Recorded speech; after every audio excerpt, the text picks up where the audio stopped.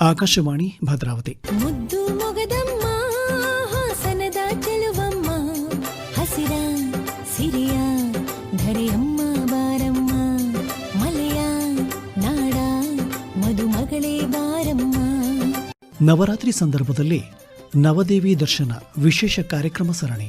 ಮುದ್ದು ಮೊಗದಮ್ಮ ಹಾಸನದ ಚೆಲುವಮ್ಮ, ಮುದ್ದು ಮೊಗದಮ್ಮ.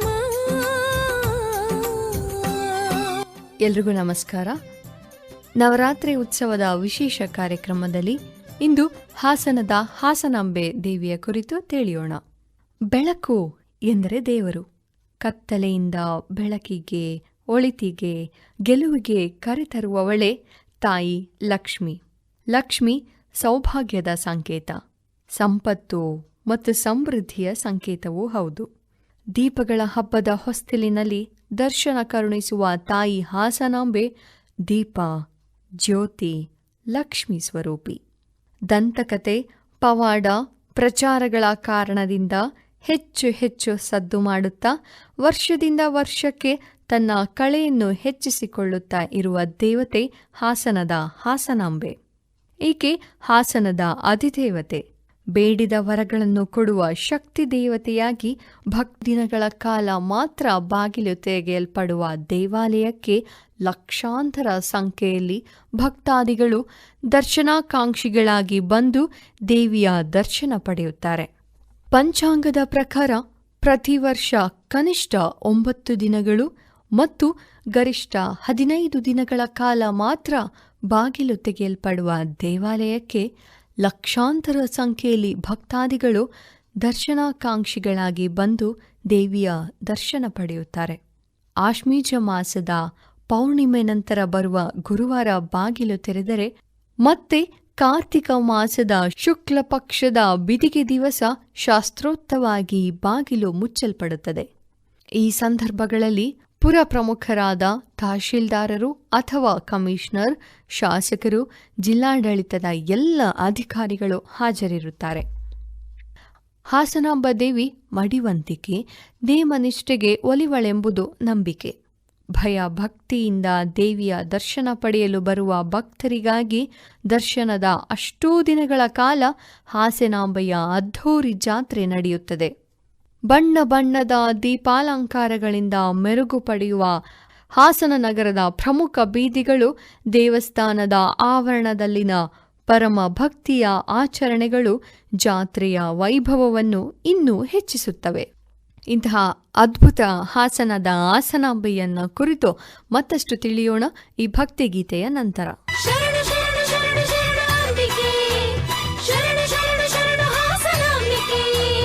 ಬನ್ನಿರಿ ಬನ್ನಿರಿ ದಿವ್ಯ ಜಾತ್ರೆ ನೋಡಿರಿ, ಹಾಸನಾಂಬೆ ದೇವಿಯ ಮಹಿಮೆಯ ಕೊಂಡಾಡಿರಿ. ಬನ್ನಿರಿ ಬನ್ನಿರಿ ದಿವ್ಯ ಜಾತ್ರೆ ನೋಡಿರಿ, ಹಾಸನಾಂಬೆ ದೇವಿಯ ಮಹಿಮೆಯ ಕೊಂಡಾಡಿರಿ. ಬನ್ನಿರಿ ಜಾತ್ರೆಗೆ ಬನ್ನಿರಿ, ಅಮ್ಮನ ದರ್ಶನ ಮಾಡಿರಿ. ಬನ್ನಿರಿ ಜಾತ್ರೆಗೆ ಬನ್ನಿರಿ, ಅಮ್ಮನ ದರ್ಶನ ಮಾಡಿರಿ. ಗರ್ಭಗುಡಿಯ ಬಾಗಿಲು ತೆರೆದ ಕೂಡಲೇ ಭಕ್ತರು ಹಾಸನಾಂಬೆಯ ದರ್ಶನ ಮಾಡಬಾರದು. ವರ್ಷಪೂರ್ತಿ ದರ್ಶನ ನೀಡದ ತಾಯಿಯು ರೌದ್ರ ರೂಪದಲ್ಲಿದ್ದು ಅವರ ತೀಕ್ಷ್ಣ ದೃಷ್ಟಿಯಿಂದಾಗಿ ಅಪಾಯವಾಗುವ ಸಾಧ್ಯತೆ ಇದೆ ಎನ್ನುವ ಜನರ ನಂಬಿಕೆಯಿಂದಾಗಿ ದೃಷ್ಟಿ ನಿವಾರಣೆಗೆಂದು ಬಾಳೆಕಂದು ಕಡೆದು ಬಳಿಕ ಭಕ್ತರ ದರ್ಶನಕ್ಕೆ ಅವಕಾಶ ಮಾಡಿಕೊಡುವುದು ಈವರೆಗೆ ನಡೆದುಕೊಂಡು ಬರುತ್ತಿರುವ ಸಂಪ್ರದಾಯ. ಆ ದಿನ ತಳವಾರ ಮನೆತನದವರು ಹಾಜರಿದ್ದು ದೇವಿಯ ಮುಂದೆ ಗೊನೆಯುಳ್ಳ ಬಾಳೆಕಂದು ನೆಟ್ಟು ದೇವಿಯನ್ನು ಭಜಿಸುತ್ತಾರೆ. ಅರಸು ಮನೆತನದವರು ಬಾಳೆಕಂದನ್ನು ಕತ್ತರಿಸಿದ ನಂತರವೇ ದೇವಾಲಯದ ಬಾಗಿಲು ತೆರೆಯುವುದು ಮೊದಲಿನಿಂದಲೂ ಬಂದ ರೂಢಿ. ಇಲ್ಲಿಯ ಇನ್ನೊಂದು ವಿಶೇಷವೆಂದರೆ ಹಾಸನಾಂಬೆಯು ಶಕ್ತಿ ದೇವತೆಯಾದರೂ ಸಹ ಇಲ್ಲಿ ಪ್ರಾಣಿ ಬಲಿ ನೀಡುವುದಿಲ್ಲ. ಜೊತೆಗೆ ದೇವಿಯ ದರ್ಶನದ ಸಮಯದಲ್ಲಿ ಇಲ್ಲಿನ ಸುತ್ತಮುತ್ತಲಿನ ಯಾರೂ ಕೂಡ ಖಾರದ ಪದಾರ್ಥವನ್ನು ಕರೆಯುವುದಿಲ್ಲ ಮತ್ತು ಸಿಡಿಯುವ ಒಗ್ಗರಣೆ ಮಾಡುವುದಿಲ್ಲ. ಬಾಗಿಲು ತೆರೆದ ಮೊದಲ ದಿನ ಅಮ್ಮನವರಿಗೆ ಯಾವುದೇ ರೀತಿಯ ಆಭರಣ ಅಥವಾ ವಸ್ತ್ರವಿನ್ಯಾಸವಿರುವುದಿಲ್ಲ. ಆದರೂ ಭಕ್ತರಿಗೆ ಮುಕ್ತ ದರ್ಶನ ಅವಕಾಶವಿರುತ್ತದೆ. ಎರಡನೇ ದಿನದಂದು ಜಿಲ್ಲಾ ಖಜಾನೆಯಿಂದ ಪಲ್ಲಕ್ಕಿಯಲ್ಲಿ ತಂದ ವಸ್ತ್ರಗಳನ್ನು ಹುಣಸಿನ ಕೆರೆಯಲ್ಲಿರುವ ಮಡಿವಾಳರು ಶುದ್ಧಿ ಮಾಡಿದ ನಂತರ ಅಮ್ಮನವರ ಮೀಸಲು ಮನೆಯಲ್ಲಿಟ್ಟು ಪೂಜಿಸಲಾಗುತ್ತದೆ. ವಲ್ಮೀಕ ರೂಪದಲ್ಲಿ ತಾಯಿ ಉದ್ಭವವಾಗಿದ್ದು, ಹುತ್ತ ರೂಪದಲ್ಲಿರುವ ತಾಯಿಗೆ ಅಂದಿನಿಂದ ವಿಶೇಷ ಅಲಂಕಾರ ಮಾಡಲಾಗುತ್ತದೆ. ಬಾಗಿಲು ಹಾಕಿದ ದಿನದಿಂದ ಪುನಃ ಬಾಗಿಲು ತೆರೆಯುವ ವರುಷದವರೆಗೂ ನಿರಂತರವಾಗಿ ಉರಿಯುತ್ತಲೇ ಇರುವ ದೇಗುಲದ ದೀಪ ಹಾಸನಾಂಬೆಯ ಕುರಿತಾದ ಅಚ್ಚರಿ ಮತ್ತು ಭಕ್ತಿಯ ಕುರುಹು. ದೇವಿಯ ಮುಂದೆ ಹಚ್ಚಿಟ್ಟ ನಂದಾದೀಪ ಆಕಸ್ಮಿಕವಾಗಿ ಏನಾದರೂ ನಂದಿದರೆ ಆ ವರ್ಷ ದೇಶಕ್ಕೆ ಆಪತ್ತು ಅಥವಾ ಗಂಡಾಂತರ ಸಂಭವಿಸುತ್ತದೆ ಎನ್ನುವ ನಂಬಿಕೆ ಇದೆ. ಇನ್ನೊಂದು ಮುಖ್ಯ ಅಂಶ ಎಂದರೆ ದೇವಿಯ ಭಾವಚಿತ್ರವನ್ನು ಯಾರೂ ಮನೆಯಲ್ಲಿ ಇಡುವುದಿಲ್ಲ. ಮನೆಯಲ್ಲಿ ಮಡಿ ಮೈಲಿಗೆ ಇಲ್ಲದಿದ್ದಲ್ಲಿ ಅತ್ಯಂತ ಮಡಿಯ ದೇವತೆಯಾಗಿರುವ ಹಾಸನಾಂಬೆಯಿಂದ ಏನಾದರೂ ತೊಂದರೆಯುಂಟಾಗುತ್ತದೆ ಎನ್ನುವ ಭಯಕ್ಕೆ ಊರಿನ ಯಾವುದೇ ಮನೆಯಲ್ಲಿಯೂ ದೇವಿಯ ಭಾವಚಿತ್ರ ಇರುವುದಿಲ್ಲ. ಇಂತಹ ವಿಶಿಷ್ಟ ಹಾಸನಾಂಬೆಯ ಕುರಿತು ಮತ್ತಷ್ಟು ತಿಳಿಯೋಣ. ಬಂದ ಅದನ್ನು ತಪ್ಪಿಸಿ ಸಂಹರಿಸಲು ಯೋಗೇಶ್ವರಿಗೆ ಮತ್ತಷ್ಟು ಶಕ್ತಿ ಬೇಕಿರುತ್ತದೆ. ಅದನ್ನು ಇತರ ದೇವತೆಗಳು ನೀಡುವ ಮೂಲಕ ಸಪ್ತಶಕ್ತಿವರ್ಧಿತಳಾಗಿ ಅಂಧಕಾಸುರನನ್ನು ಸಂಹರಿಸುತ್ತಾಳೆ. ನಂತರ ಆ 7 ಜನ ದೇವತೆಯರ ರೌದ್ರತೆ ಕಡಿಮೆ ಮಾಡಲು ಶಿವನು ಪ್ರಕೃತಿ ಸೌಂದರ್ಯವಿರುವ ಈ ನಾಡಿಗೆ ವಿಹಾರಕ್ಕೆ ಕಳುಹಿಸುತ್ತಾನೆ. ಈ ರೀತಿ ವಾರಣಾಸಿ ಕಡೆಯಿಂದ ದಕ್ಷಿಣಕ್ಕೆ ಬಂದ ಈ ಸಪ್ತ ಮಾತೃಕೆಯರೇ ಹಾಸನದ ಅಧಿದೇವತೆಗಳಾದರು. ವೈಷ್ಣವಿ, ಕೌಮಾರಿ, ಮಹೇಶ್ವರಿ ಈ ಮೂವರು ಈಗಿನ ದೇವಾಲಯದಲ್ಲಿ, ಚಾಮುಂಡಿ, ವರಾಹಿ, ಇಂದ್ರಾಣಿಯರು ದೇವಿಗೆರೆ ಕೊಳದಲ್ಲಿ ಮತ್ತು ಬ್ರಾಹ್ಮಿ ದೇವಿಯು ಕೆಂಚಮ್ಮನ ಹೊಸಕೋಟೆಯಲ್ಲಿ ನೆಲೆಸಿದ್ದಾರೆ. ಈ ರೀತಿ ನೆಲೆಸಿದ್ದ ಸಪ್ತಮಾತೃಕೆಯರಲ್ಲಿ ಮಹೇಶ್ವರಿಯು ಹೊಯ್ಸಳರಿಗಿಂತ ಮುಂಚೆ ಈ ಪ್ರದೇಶವನ್ನು ಆಳುತ್ತಿದ್ದ ಕೃಷ್ಣಪ್ಪ ನಾಯಕನ ಕನಸಿನಲ್ಲಿ ಕಾಣಿಸಿಕೊಂಡು ತನಗೆ ಗುಡಿ ಮತ್ತು ಈ ಪ್ರದೇಶಕ್ಕೆ ಕೋಟೆಯನ್ನು ಕಟ್ಟಲು ಸೂಚಿಸಿದಳಂತೆ. ಅಮ್ಮನ ಅಣತೆಯಂತೆ 12ನೇ ಶತಮಾನದಲ್ಲಿ ಗುಡಿ ಮತ್ತು ಕೋಟೆಯನ್ನು ನಿರ್ಮಿಸಿ ಹಸನ್ಮುಖಿಯಾಗಿ ದರ್ಶನ ಕೊಟ್ಟ ಮಹೇಶ್ವರಿಯು ಮುಂದೆ ಭಕ್ತರಿಗೂ ಹಸನ್ಮುಖಿಯಾಗಿ ದರ್ಶನ ನೀಡುವ ವಾಗ್ದಾನ ಕೊಟ್ಟಿದ್ದರಿಂದ ಮುಂದೆ ಇದೇ ಊರು ಹಾಸನವಾಗಿ ದೇವಿಯು ಹಾಸನಾಂಬೆಯಾಗಿ ಕರೆಯಲ್ಪಟ್ಟಿದ್ದಾಳೆ ಎನ್ನುವುದು ಪ್ರತೀತಿ. ಇದುವರೆಗೂ ನಾವು ಹೇಳಿದ ಕಥೆಯನ್ನು ಕೇಳ್ತಾ ಇದ್ರಿ. ಈಗ ಹಾಸನಾಂಬೆಯ ವಂಶ ಪಾರಂಪರ್ಯ ಅರ್ಚಕರಾದ ನಾಗರಾಜು ಅವರು ಇನ್ನಷ್ಟು ಮಾಹಿತಿಯನ್ನು ತಿಳಿಸ್ತಾ ಇದ್ದಾರೆ. ಈ ದೇವಸ್ಥಾನದ ವಂಶ ಪಾರಂಪರ್ಯ ಅರ್ಚಕ ನಾನು. ಈಗ ಹಾಸನಾಂಬೆ ನಮ್ಮ ಪೂರ್ವಿಕರು ಹಿಂದೆ ಕಾಶಿನಲ್ಲಿ ಈ ದೇವಿ ಆರಾಧನೆ ಮಾಡ್ಕೊಂಡು ಇದ್ರು ಅಂತ ಹೇಳ್ಬಿಟ್ಟು ಒಂದು ಐತಿಹ್ಯ ಇದೆ. ಹೀಗಿರುವಾಗ ಒಮ್ಮೆ ಈ ಸಪ್ತಮಾತೃಕೆಯರು ಸಪ್ತಮಾತೃಕೆಯರು ದೇವಿಗೆ ಒಂದು ಸೂಚನೆಗಳನ್ನು ಕೊಡ್ತಾರೆ. ನಾವು ದಕ್ಷಿಣ ದೇಶಕ್ಕೆ ಯಾತ್ರೆ ಹೋಗಬೇಕು, ನನ್ನ ಜೊತೆ ಬಾ ಅಂತ. ಅದಕ್ಕೆ ಅವರು ಒಪ್ಕೊಳ್ತಾರೆ. ಒಪ್ಕೊಂಡು ಒಡಂಬಡಿಕೆ ಆಗುತ್ತೆ ಬರ್ತದೆ. ಆದ್ಮೇಲೆ ದಕ್ಷಿಣ ದೇಶಕ್ಕೆ ಹೊರಡೋದು ಮತ್ತು ಯಾವುದೇ ಕಾರಣಕ್ಕೂ ಹಿಂದೆ ತಿರುಗಿ ನೋಡಿದ್ರೆ ಇಲ್ಲೇ ಬಂದು ಮುಂದೆ ಹೋಗ್ತಾ ಇರ್ಬೇಕು ಅಂತ ಹೇಳ್ತಾರೆ.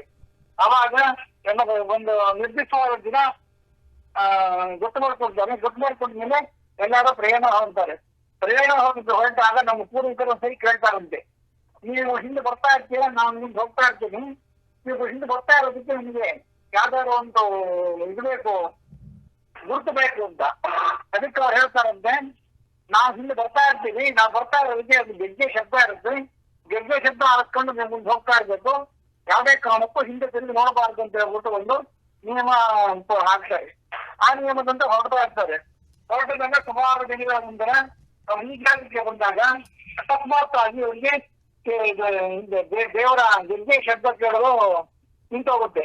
ಅದ್ರ ಬಹುಶಃ ಇವ್ರಿಗೆ ಏನಾದ್ರು ಶ್ರವಣ ದೋಷಗಳು ಅಥವಾ ದೇವಿ ಹಿಂಬಾರದ್ರಿಂದಲೇ ಅದೇನಂತ ಗೊತ್ತಾಗ್ತಿಲ್ಲ. ಹಾಗಾಗಿ ಅಲ್ಲಿ ಶಬ್ದ ಬರೋದು ನಿಲ್ಲುತ್ತೆ. ನಿಂತ ತಕ್ಷಣ ಇವ್ರಿಗೆ ತಕ್ಷಣ ಆ ನಿಯಮಗಳು ಎಲ್ಲದೂ ಬರ್ತಾ ಹೋಗಿರುತ್ತೆ. ತಕ್ಷಣ ಗಾಬರಿಯಿಂದ ಏನಾಯ್ತು, ನಾನೆಲ್ಲ ದಾರಿ ತಪ್ಪಿ ಇದ್ರ ಕಡೆ ಬಂದ್ಬಿಟ್ಟು ಅನ್ಕೊಂಡು ತಕ್ಷಣ ಹಿಂದೆ ತಿರುಗಿ ನೋಡ್ತಾರೆ. ನೋಡಿದ ತಕ್ಷಣ ದೇವಿಯ ಒಂದು ನುಡಿ ಕೇಳಿಸುತ್ತೆ. ನಾನು ಹಿಂದೆ ತಿರುಗಿ ನೋಡಬಹುದು ಆಗಿದ್ದು ಕೂಡ ಹಿಂದೆ ತಿರುಗಿ ನೋಡಿದ್ಯಾ, ನಾವು ಕ್ಷಣಕಾಲ ಇಲ್ಲಿ ನಿಂತುಕೊಂಡಿದ್ವಿ, ಈ ಜಾಗ ತುಂಬಾ ಚೆನ್ನಾಗಿದೆ, ನೀನು ಹಿಂದೆ ತಿರುಗಿ ನೋಡಿದ್ಯಾ, ಮತ್ತೆ ಜಾಗದು ಚೆನ್ನಾಗಿರೋದ್ರಿಂದ ನಾವು ಇಲ್ಲೇ ನೆಲೆಸ್ತೀವಿ ಮತ್ತೆ ನೀವೆಲ್ಲ ಮುಂದೆ ಇಲ್ಲೇ ಆರಾಧನೆ ಮಾಡಿ ದಯವಿಟ್ಟು ಹೇಳಿ ಅಂತ ಆಗ್ತಾ ಇರ್ತದೆ. ಇಷ್ಟು ಇಲ್ಲೇ ಕಾಶಿಯಿಂದ ಆ ತಿಂದು ಬಂದು ಇಲ್ಲಿ ನೆಲೆಸಿರ್ತಕ್ಕಂಥ ಒಂದು ಐತಿಹ್ಯ. ಇದು ಸುಮಾರು 1000 ವರ್ಷಗಳ ಅಂದಾಜು ಆಗಿದೆ ಅಂತ. ಇಲ್ಲಿ ದೇವರು ಒಂದೀಕ ರೂಪದಲ್ಲಿದೆ. ಒಂದೀಕ ರೂಪ ಅಂದ್ರೆ ಗೊತ್ತಲ್ಲ, ಹುತ್ತದ ರೂಪದಲ್ಲಿದೆ.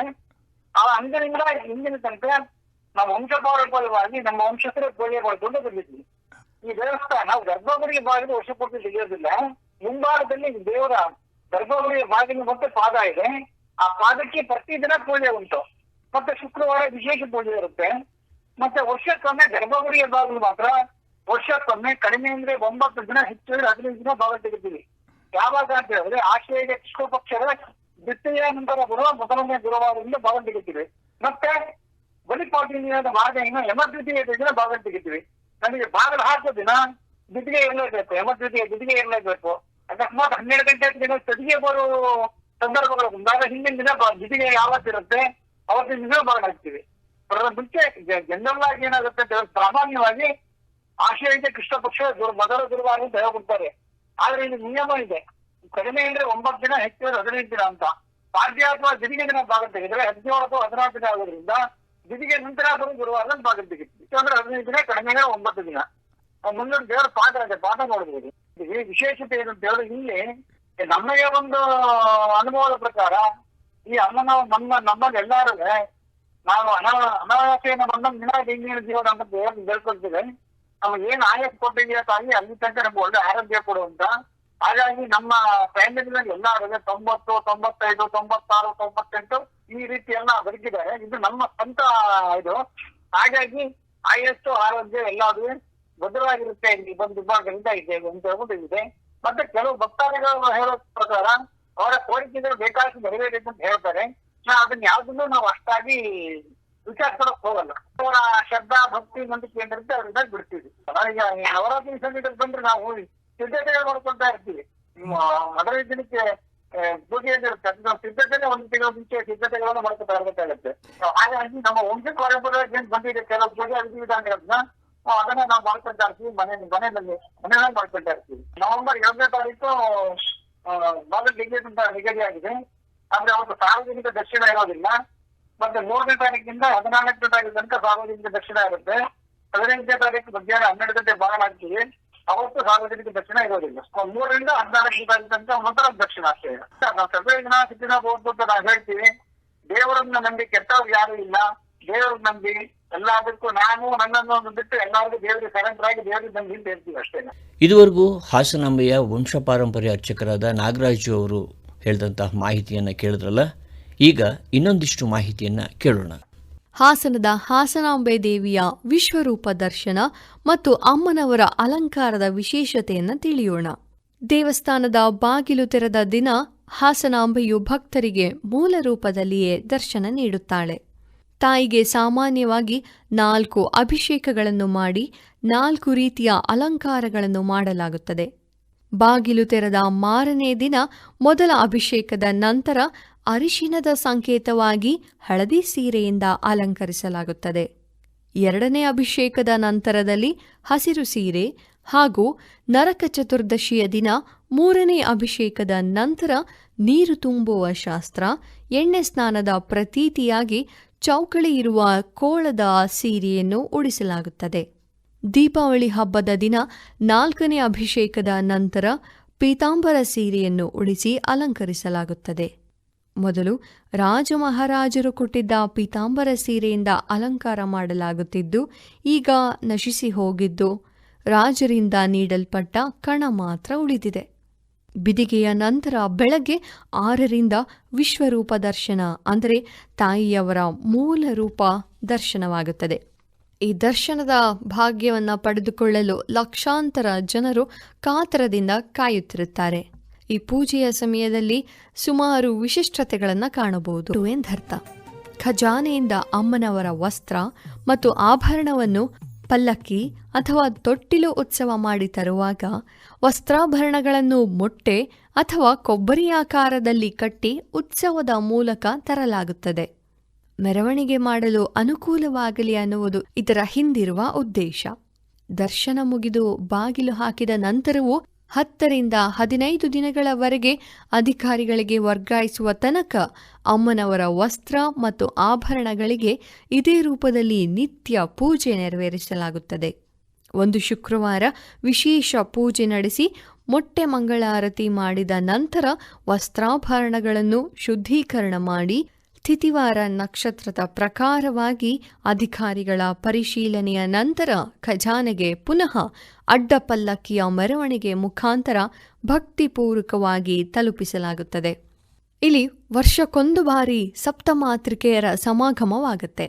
ಸಪ್ತಮಾತೃಕೆಯರಲ್ಲಿ 3 ದೇವಿಯರು ಹುತ್ತದ ರೂಪದಲ್ಲಿ ಮತ್ತು 3 ದೇವಿಗೆರೆಯಲ್ಲಿ ಬ್ರಾಹ್ಮೀದೇವಿ, ಕೆಂಚಾಂಬಿಕೆ, ಮಲೆನಾಡಿನ ಹರಿಹಳ್ಳಿ, ಹೊಸಕೋಟೆಯಲ್ಲಿ ನೆಲೆಸಿದ್ದಾರೆ.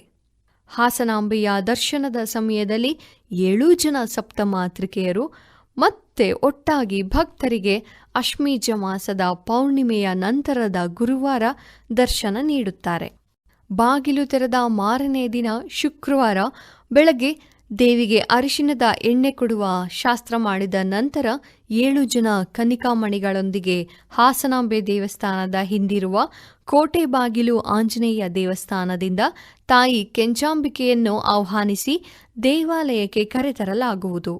ನಂತರ ಕೇಶವ ದೇವಸ್ಥಾನದಲ್ಲಿ ಕನ್ನಿಕೆಯರಿಗೆ ಅರಿಶಿನ ಕುಂಕುಮ ಕೊಡಲಾಗುತ್ತದೆ. ಮಧ್ಯಾಹ್ನ ನಂತರ ಅಮ್ಮನವರ ಪಾದುಕೆಗಳನ್ನು ತೊಟ್ಟಿಲಿನ ಮುಖಾಂತರ ದೇವಿಗೆರೆಗೆ ತೆಗೆದುಕೊಂಡು ಹೋಗಿ ಪೂಜೆ ಮತ್ತು ಅಭಿಷೇಕ ಮಾಡಿದ ನಂತರ ದೇವಿಗೆರೆಯಲ್ಲಿ ನೆಲೆಸಿರುವ 3 ದೇವಿಯರನ್ನು ಆಹ್ವಾನಿಸಿ ಗರ್ಭಗುಡಿಗೆ ಕರೆತರಲಾಗುವುದು. ನಂತರದಲ್ಲಿ ವೈಷ್ಣವಿ, ಇಂದ್ರಾಣಿ, ಮಹೇಶ್ವರಿ, ಕೌಮಾರಿ, ಬ್ರಾಹ್ಮೀದೇವಿ, ವರಾಹಿ, ಚಾಮುಂಡಿ ಈ ಸಪ್ತ ಮಾತೃಕೆಯರ ಸಾನ್ನಿಧ್ಯಕ್ಕೆ ಮಹಾಪೂಜೆ ಮತ್ತು ನೈವೇದ್ಯವನ್ನು ಮಾಡಲಾಗುವುದು. ಈ ದೇವಸ್ಥಾನದ ಮತ್ತೊಂದು ವಿಶೇಷತೆ ಎಂದರೆ ಗರ್ಭಗುಡಿಯಲ್ಲಿ ಹಾಸನಮ್ಮನವರಲ್ಲದೆ ಮತ್ತೂ 21 ಪರಿವಾರ ದೇವತೆಗಳು ಗರ್ಭಗುಡಿಯ ಸುತ್ತ ನೆಲೆಗೊಂಡಿದ್ದಾರೆ. ಹಾಗಾಗಿ ಸಾಷ್ಟಾಂಗ ನಮಸ್ಕಾರ ಮಾಡುವುದರಿಂದ ಆ ದೇವತೆಗಳಿಗೆ ಕಾಲು ತೋರಿಸಿದಂತಾಗುತ್ತದೆ ಅನ್ನುವ ಕಾರಣಕ್ಕಾಗಿ ಗರ್ಭಗುಡಿಯಲ್ಲಿ ಅಡ್ಡ ಬೀಳುವುದನ್ನು ನಿರಾಕರಿಸಲಾಗುತ್ತದೆ. ಮಾಹೇಶ್ವರಿಯಾಗಿ, ಕೌಮಾರಿಯಾಗಿ, ವೈಷ್ಣವಿಯಾಗಿ ಇಲ್ಲಿರುವಳು. ಮಾಹೇಶ್ವರಿಯಾಗಿ, ಕೌಮಾರಿಯಾಗಿ, ವೈಷ್ಣವಿಯಾಗಿ ಇಲ್ಲಿರುವಳು. ಚಾಮುಂಡಿ ವಾರಾಗಿ, ಇಂದ್ರಾಣಿ ರೂಪದಿ ನಗರದ ಕೆರೆಯಲ್ಲಿ ನೆಲೆಸಿರುವಳು. ದೇವಿ ಕೆರೆಯಲ್ಲಿ ನೆಲೆಸಿರುವಳು. ಹೊಸಕೋಟೆ ಕ್ಷೇತ್ರದಿ ಕೆಂಚಮ್ಮ ತಾಯಾಗಿ ಸಪ್ತ ಮಾತೃಕೆ ನೆಲೆಸಿಗಳು. ಅಂಬೆ ಪರವ ಕಳೆದವಳು ಇವಳು.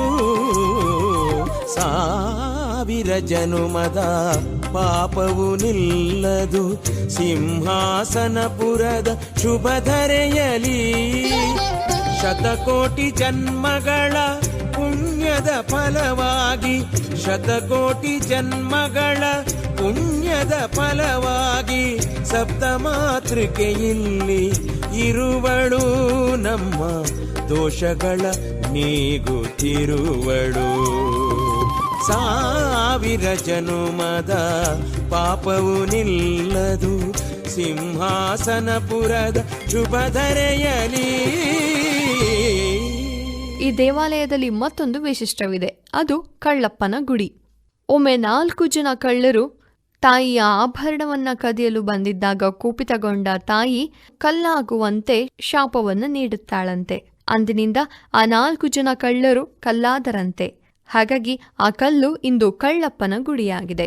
ಮತ್ತೊಂದು ಮಹಾತ್ಮೆ ಎಂದರೆ ಅತ್ತೆ ಸೊಸೆ ಕಲ್ಲು ಮಹಾತ್ಮೆ. ಅತೀವ ಭಕ್ತಿಯಿಂದ ತನ್ನನ್ನು ಸದಾ ಜಪಿಸುತ್ತಾ ಬಂದಂತಹ ಸೊಸೆ ತನ್ನ ಮನೆ ಕೆಲಸಗಳನ್ನೆಲ್ಲ ಬಿಟ್ಟು ತಾಯಿಯ ದರ್ಶನಕ್ಕಾಗಿ ಬಂದಿರುತ್ತಾಳೆ. ಇದರಿಂದ ಕೋಪಗೊಂಡ ಅತ್ತೆಯು ಸೊಸೆಯನ್ನ ನಿಂದಿಸುತ್ತಾ ದೇವಸ್ಥಾನಕ್ಕೆ ಬಂದಾಗ ಸೊಸೆಯು ದುಃಖಿತಳಾಗಿ ತಾಯಿಯ ಮೊರೆ ಹೋಗುತ್ತಾಳೆ. ತಾಯಿಯನ್ನು ಬೇಡಿದ ಸೊಸೆಗೆ ಅತ್ತೆಯಿಂದ ಮುಕ್ತಿಗೊಳಿಸಲು ತಾಯಿಯು ಇಬ್ಬರೂ ಕಲ್ಲಾಗುವಂತೆ ಮಾಡುತ್ತಾಳೆ. ಹೀಗೆ ಅತ್ತೆ ಸೊಸೆ ಕಲ್ಲಿನ ವಿಶೇಷತೆಯನ್ನು ಕೂಡ ನಾವು ಕಾಣಬಹುದು. ಇನ್ನು ದರ್ಬಾರ್ ಗಣಪತಿಯನ್ನು ಕೂಡ ದೇವಾಲಯದಲ್ಲಿ ನೋಡಬಹುದು. ಇಲ್ಲಿನ ಮತ್ತೊಂದು ವಿಶೇಷತೆ ಎಂದರೆ ದೇವಸ್ಥಾನದಲ್ಲಿರುವ ಸಪ್ತಮಾತೃಕೆಯರ ಏಕೈಕ ಸಹೋದರನಾದ ಸಿದ್ದೇಶ್ವರ ಸ್ವಾಮಿ ಗುಡಿ. ಈ ಸಿದ್ದೇಶ್ವರ ಸ್ವಾಮಿಯು ಒಮ್ಮೆ ದೇವಿಗೆ ಕೋಪ ತರಿಸುವಂತೆ ನಡೆದುಕೊಂಡಾಗ ಆ ತಾಯಿಯು ನಾನು ನಿನಗೂ ಕೂಡ ವರ್ಷಕ್ಕೊಂದು ಬಾರಿ ದರ್ಶನವನ್ನ ನೀಡುತ್ತೇನೆಂದು ಶಾಪವನ್ನು ನೀಡುತ್ತಾಳೆ. ಅದರಂತೆ ತಾಯಿಯು ತಾನು ಬಾಗಿಲು ತೆರೆದು ಭಕ್ತರಿಗೆ ದರ್ಶನ ನೀಡುವ ಸಮಯದಲ್ಲೇನೆ ತನ್ನ ಸಹೋದರನಾದ ಸಿದ್ದೇಶ್ವರ ಸ್ವಾಮಿಗೆ ವರ್ಷಕ್ಕೊಮ್ಮೆ ಮಾತ್ರ ದರ್ಶನವನ್ನ ನೀಡುತ್ತಾಳೆ. ಹಾಗೆ ಭಕ್ತರಿಗೂ ಕೂಡ ವರ್ಷಕ್ಕೊಮ್ಮೆ ದರ್ಶನವನ್ನ ನೀಡುತ್ತಾ ಜನರ ಕಷ್ಟ ನಷ್ಟಗಳನ್ನು ಬಗೆಹರಿಸಿ ಅವರ ಬಾಳಿಗೆ ಬೆಳಕಾಗಿ ನಿಂತಿದ್ದಾಳೆ ಹಾಸನದ ಹಾಸನಾಂಬೆ. ಭದ್ರಾವತಿಯಿಂದ 132 ಕಿಲೋಮೀಟರ್ ದೂರದಲ್ಲಿರುವ ಹಾಸನದ ಹಾಸನಾಂಬೆಯ ದೇವಸ್ಥಾನಕ್ಕೆ ಭೇಟಿ ನೀಡಿ ಆಕೆಯ ಕೇಂದ್ರದಿಂದ ಪ್ರಸಾರವಾಯಿತು.